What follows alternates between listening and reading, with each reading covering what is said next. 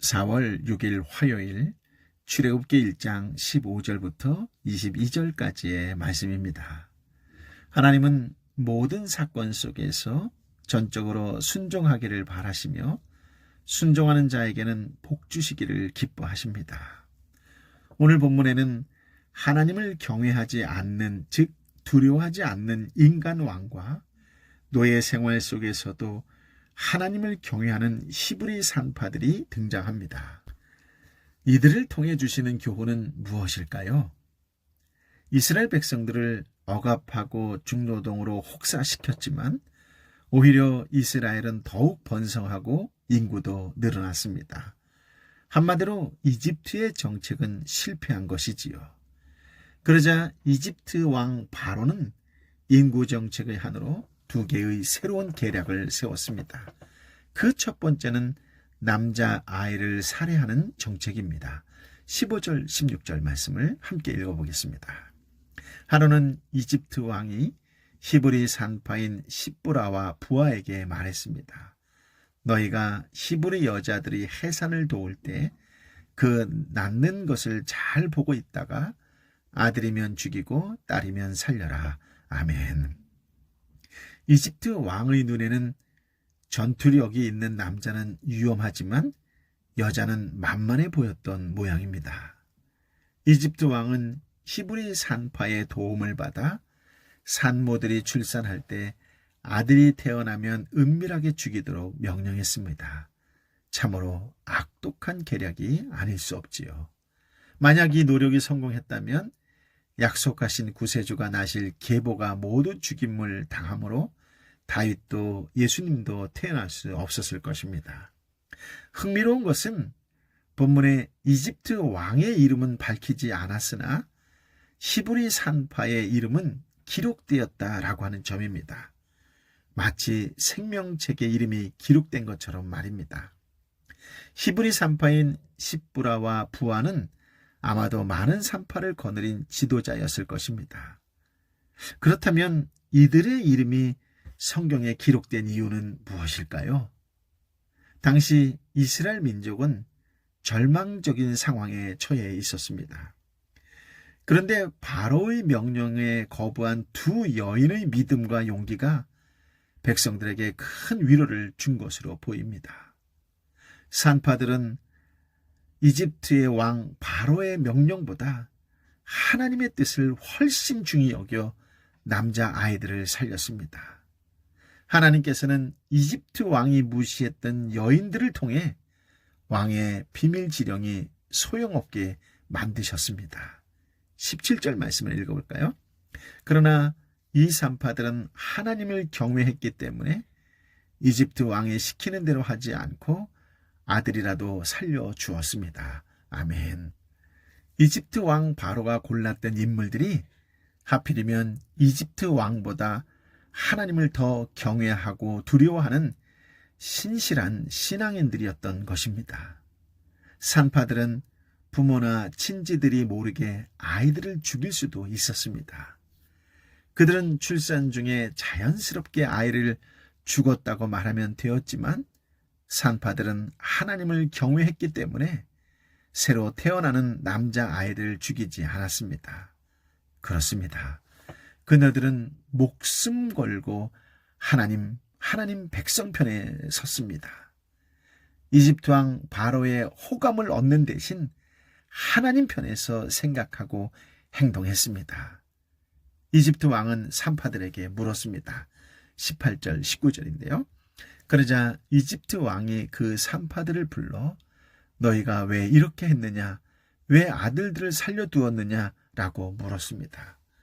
그러자 산파들은 바로에게 히브리 여자들은 이집트 여자들과 달리 튼튼해 산파가 도착하기도 전에 아기를 낳아버립니다. 라고 대답했습니다. 아멘.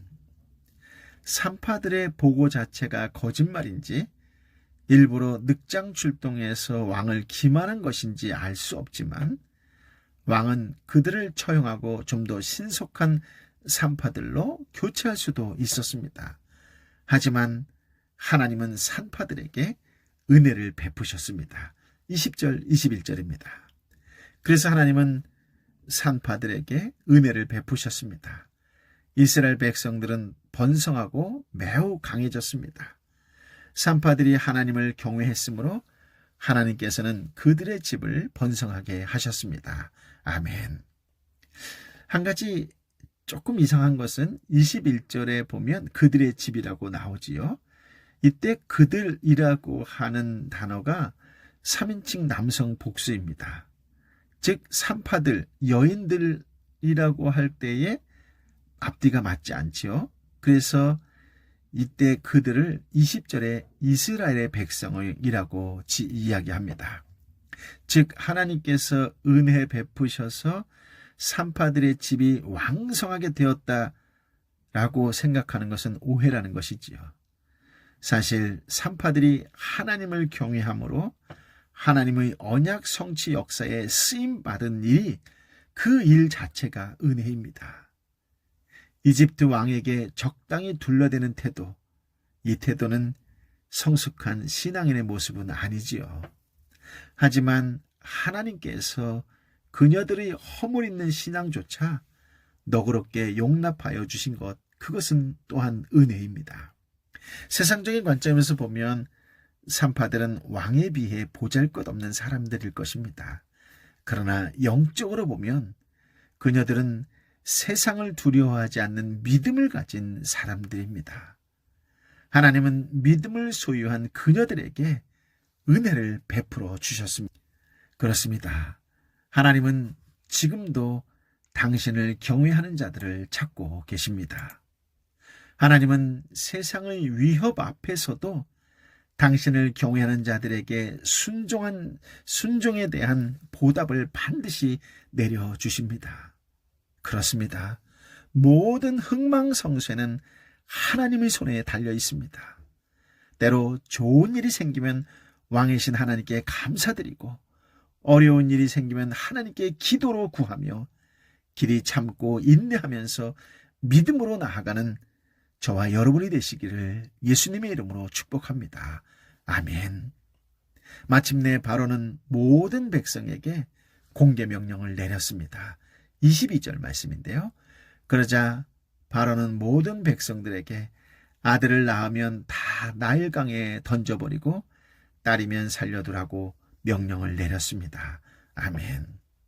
참으로 아이러니한 것은 하나님의 축복이 이스라엘에게 강하게 임할수록 바로의 핍박도 심해졌다는 사실이지요.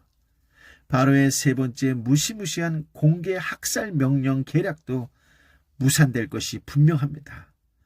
두 번째 계략의 실패로 이집트 왕은 산파들에게 의존하기보다 자신의 백성에게 히브리 모든 남자 아이를 찾아내 나일강에 던져 죽이고 여자 아이는 살려주라고 명령합니다. 바로가 아무리 미친 듯이 날뛰어도 하나님의 뜻을 막을 수 없겠지요.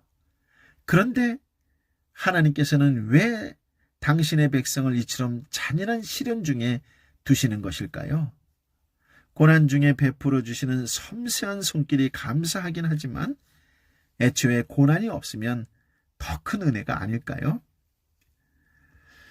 물론 요셉처럼 어떤 상황에서도 하나님을 신뢰하고 하나님 언약에 소망을 두고 사는 사람이라면 고난이 없어도 괜찮을 수 있습니다. 하지만 이스라엘은 요셉과 달리 고집이 센 목이 굳은 그런 백성이었습니다. 출애굽 이후 불과 45일이 지났을 때 이집트 시절이 그립다고 불평했던 사람들, 그 사람들이 바로 이스라엘입니다. 구속의 은혜를 까맣게 잊어버리고 노예로 살면서 자녀가 학살되던 때를 아름답게 추억한 사람들이지요. 이집트를 원수로 여길 만큼의 심각한 고난이 없었다면 그들은 하나님의 언약에 무관심했을 것입니다. 약속의 땅을 소망하지 않았을 것이고 살기 좋은 이집트를 떠나려 하지도 않았을 것입니다. 하지만 하나님께서는 심각한 환난을 통해서 하나님 백성과 이집트 백성 사이의 원수 관계를 분명하게 하셨습니다. 그 땅은 소망 둘 만한 곳이 아니라는 것을 폭로하셨습니다. 이집트 왕 바로가 자기들의 공급자와 보호자와 인도자가 될 수 없다는 사실도 절실하게 깨닫도록 하셨습니다. 백성들의 마음에 약속의 땅 가나안을 소망하며 출애굽을 준비하게 하신 것이지요. 그들이 아무리 완악한 마음을 가지고 있을지라도 하나님의 구속하시는 역사에 순종할 수 있도록 참된 소망을 가질 수 있도록 마음을 준비하셨습니다. 그렇습니다. 역사의 주관자는 하나님이십니다. 지금도 왕으로서 우주 만물을 통치하고 계십니다. 성도가 해야 할 일은 통치자이신 하나님을 경외하며 이 땅에서 하나님의 자녀로서 그분의 뜻을 이루어 나가는 것입니다. 오늘도 세상과 하나님 가운데 갈등하지 말고 믿음으로 하나님만을 바라보시기를 예수님의 이름으로 축복합니다. 아멘.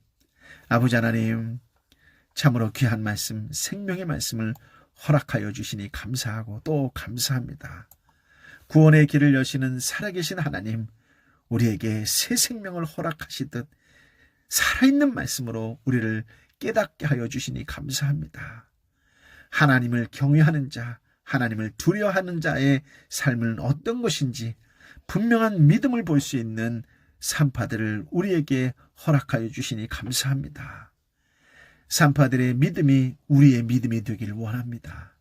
세상 어떤 것도 아무리 화려하고 좋은 것이라 할지라도 하나님, 그 하나님만을 붙들고 하나님께서 주신 그 약속, 그 말씀대로 살아가겠노라고 결단하고 실행했던 산파들의 모습, 주님, 이 땅에 그리스도의 삶을 살아가는 그리스도인들의 모습이 되길 원하고 나의 모습이 되길 원합니다. 어떤 상황과 환경, 절망적이고 낭망적인 상황이라 할지라도 믿음과 용기를 가지고 하나님만을 바라보며 세상 사람들을 위로하는 자로 살아가는 축복과 은혜와 구원의 통로의 삶이 되게 하여 주옵소서. 어떤 상황과 환경 속에서도 하나님을 경외하며 하나님을 두려워할 줄 아는 자의 거룩하고 복된 자의 삶이 되게 하여 주옵소서. 목소리 멀고 하나님 백성, 하나님 편에 서서 생각하고 행동하는 참된 그리스도인의 한 사람이 되게 하여 주옵소서. 아버지 하나님, 오늘도 세상 속에서 예수의 이름으로 하나님을 기쁘게 하시고 예수의 이름으로 힘들고 지쳐있는 이웃들을 섬기는 사랑의 사도들의 삶이 되게 하여 주옵소서. 아파하고 힘들어하고 지쳐있는 영혼들을 위하여 더욱 뜨겁게 눈물로 기도하는 복된 날이 되게 하여 주옵소서.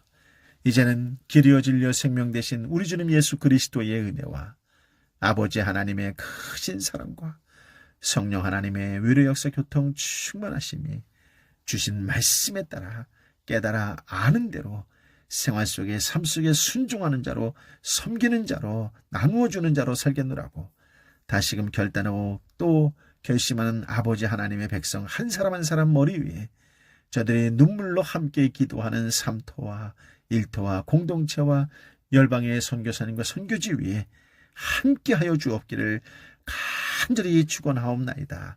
아멘.